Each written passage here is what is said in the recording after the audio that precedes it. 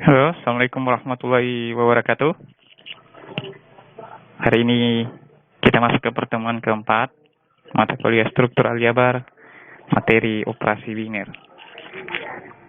Ya, kemarin kita 2 minggu sebelumnya kita sudah membahas tentang materi himpunan dan fungsi. Jadi ini adalah materi dasar sebelum masuk ke materi inti pada mata kuliah ini. Ya, sekarang kita masuk ke operasi biner. Ini adalah materi awal pada mata kuliah struktur aljabar. Ya, jadi kalau materi kemarin adalah materi pengantar saja. Kita mulai ya dari definisi 3.1. Operasi biner adalah operasi dari suatu himpunan S dioperasikan pada himpunan S menghasilkan S itu sendiri, di mana S adalah suatu himpunan bukan kosong.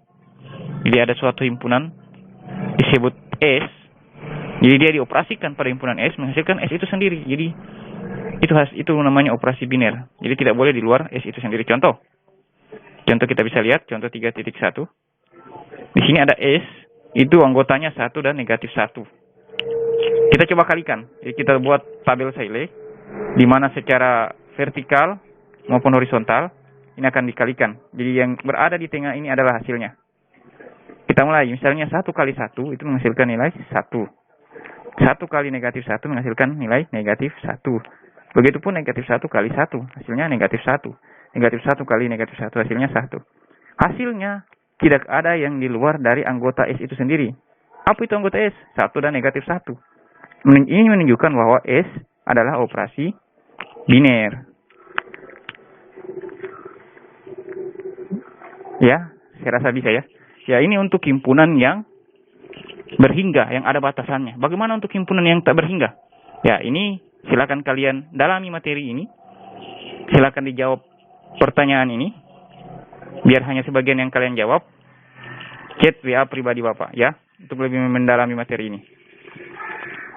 Oke, serta sekaligus sebagai nilai keaktifan kalian. Kita lanjut ke definisi 3.2. Jadi di sini bisa disimpulkan bahwa definisi 3.1 tadi, operasi biner pada himpunan S itu sama artinya dengan himpunan S tertutup pada operasi bundaran. Selain sifat tertutup suatu operasi biner dapat juga memiliki sifat-sifat berikut ini, sesuai dengan definisi 3.2. Jadi selain sifat tertutup, operasi biner bisa juga memungkinkan untuk memiliki sifat-sifat selain itu. Misalnya, ya tadi sifat tertutup sudah ya, sifat komutatif. Ya, di mana A bundaran B sama dengan B bundaran A. Ingat, bundaran ini adalah suatu operasi. Oke. Kemudian yang ketiga, dia juga bisa memiliki sifat asosiatif. Di mana A bundaran B, bundaran C itu sama dengan A bundaran B bundaran C. Kemudian yang keempat, adanya elemen identitas. Nah, di buku ini saya simbolkan dengan huruf U terhadap operasi biner bundaran bila dan hanya bila ada U elemen S sehingga A bundaran U sama dengan U bundaran A sama dengan A untuk setiap A elemen S. Kemudian yang kelima, adanya unsur balikan atau invers. Jika ada identitas U terhadap operasi biner, ingat ya, jika ada identitas U, ini kata kuncinya untuk memastikan bahwa ada invers di situ. Maka B elemen S adalah invers dari A elemen S terhadap operasi biner bila dan hanya bila A bundaran B menghasilkan atau B bundaran U menghasilkan identitas. Jadi invers dari A ditulis dengan A pangkat negatif 1. Gitu ya. Jadi invers dari A ditulis A pangkat negatif 1. Oke, kita lihat sifat yang keenam. Jika ada dua operasi, misalkan bundaran dan segitiga,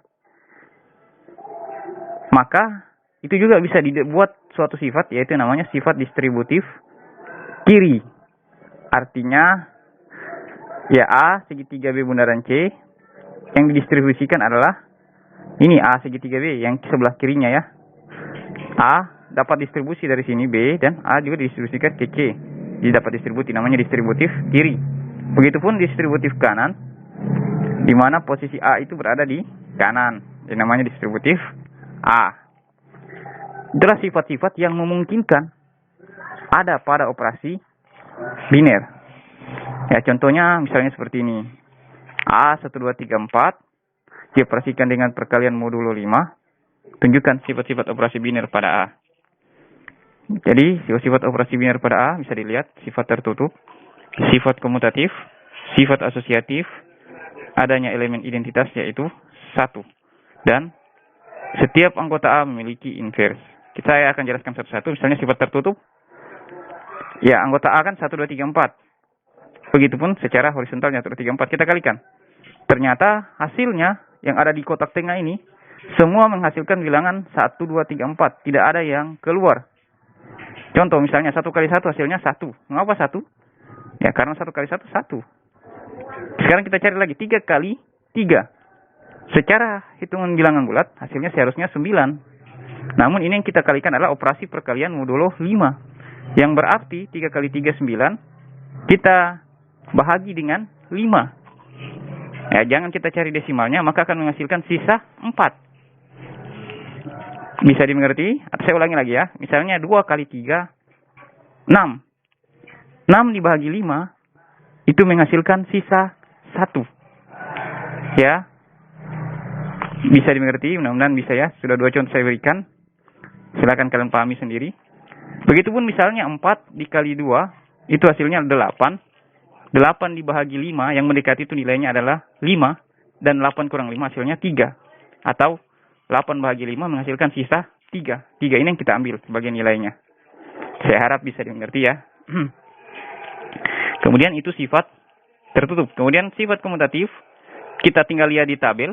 Apakah sifatnya berlaku sifat komutatif atau tidak. 2 kali 3 kita lihat. 2 dikali 3 menghasilkan 1. 3 dikali 2 menghasilkan 1. Ternyata memiliki sifat komutatif. Begitupun sifat asosiatif memiliki juga. Bagaimana dengan identitas? Adanya elemen identitas yaitu 1. Bagaimana kita bisa tahu bahwa 1 adalah identitas? Kita lihat bahwa setiap perkalian dengan 1 menghasilkan bilangan itu sendiri. Misalnya 2 kali 1 menghasilkan 2. Ya, begitupun sebaliknya. 1 dikali 2 menghasilkan juga 2. Artinya 1 adalah identitas. 3 kali 1, 3. 1 kali 3, 3. Dan seterusnya. Ya, seperti itu. Jadi, 1 ini adalah identitas. Mengapa 1 identitas? Karena semua bilangan yang dikalikan dengan 1 menghasilkan bilangan itu sendiri. Mau dibolak-balik posisinya, tetap bilangan itu sendiri. Kemudian, yang kelima, jika ada identitas, maka bisa kemungkinan ada inverse. Setiap himpunan A memiliki inverse. Kita lihat. Inverse dari 1. Ingat definisi dari inverse. Bahwa inverse adalah jika dikalikan menghasilkan identitas 1. 1 untuk menghasilkan identitas harus dikalikan dengan 1. Jadi inverse dari 1 adalah 1 itu sendiri. Kita lihat lagi 2. 2 dikalikan berapa supaya menghasilkan 1? 2 ternyata dikalikan dengan 3. Artinya inverse dari 2 adalah 3. Begitupun 3 kali berapa asal menghasilkan 1. Ternyata 3 dikalikan dengan 2. Berarti inverse dari 3 adalah 2. 4. 4 kali berapa untuk menghasilkan nilai 1? 4 kali 4. Sehingganya inverse dari 4 adalah 1. Inverse dari 4, adalah 4 sendiri. Oke, kita lanjut. Materi berikutnya itu tentang semigroup dan monoid. Jadi dalam suatu operasi biner, kemungkinan dapat memiliki beberapa sifat-sifat yang dimiliki. Bahkan setiap sifat-sifat dimiliki operasi biner tersebut punya istilah tertentu, antara lain definisi berikut ini. Jadi suatu himpunan S dikatakan semigroup terhadap operasi biner bundaran jika memenuhi syarat-syarat operasi biner bundaran pada S bersifat asosiatif. Bila dan hanya bila untuk A, B, C elemen S berlaku A bundaran B bundaran C dan sama dengan A bundaran B bundaran C. Jadi suatu operasi biner bisa dikatakan semigroup jika dia memiliki sifat asosiatif. Jadi operasi biner tadi harus memiliki sifat tertutup. Jadi kalau dia sudah memiliki 2 sifat, tertutup dan asosiatif, maka dia bisa disebut semigroup. Seperti itu ya. Contohnya seperti contoh tadi, A 1, 2, 3, 4 dioperasikan dengan perkalian modulo 5. Kemudian kita lihat definisi 3.4. Suatu himpunan S dikatakan monoid terhadap operasi biner bundaran jika memenuhi syarat-syarat seperti berikut. Bersifat asosiatif dan mempunyai elemen identitas. Jadi jika dia sudah memiliki 2 sifat ini, dia dikatakan monoid. Bisa ya. Identitas ya. Seperti contoh tadi juga itu bisa dikatakan monoid. Mengapa bisa dikatakan monoid? Karena dia memiliki sifat asosiatif sekaligus juga memiliki sifat identitas, dan dia adalah operasi biner. Ya, untuk lebih memperdalam materi ini, silakan kalian buktikan bahwa himpunan yang ada pada himpunan tak berhingga seperti di dalam pendalaman materi ini, misalnya B adalah himpunan bilangan bulat, N adalah himpunan bilangan asli, R adalah himpunan bilangan real. Coba Anda tunjukkan bahwa perkalian B, N, dan R merupakan semigroup dan monoid. Silakan kalian buktikan ya. Jadi ini untuk nilai keaktifan, silakan dikerjakan pendalaman materi. Bagaimana dengan operasi penjumlahan, pengurangan, dan pembagian? Jelaskan. Jadi tidak harus seluruh ini kalian kerjakan. Sebagian saja kalian kerjakan, silakan kirim ke saya. Kita akan coba diskusikan ya, secara pribadi. Kemudian latihan soal. Ya, latihan soalnya ada 6 nomor. Silakan kalian kerja. Di sini saya berikan dispensasi keringanan. Dari 6 nomor ini silakan kalian kerja 3 nomor. Jadi tentukan saja yang mana kalian ingin kerja. 3 nomor dari 6 nomor ini.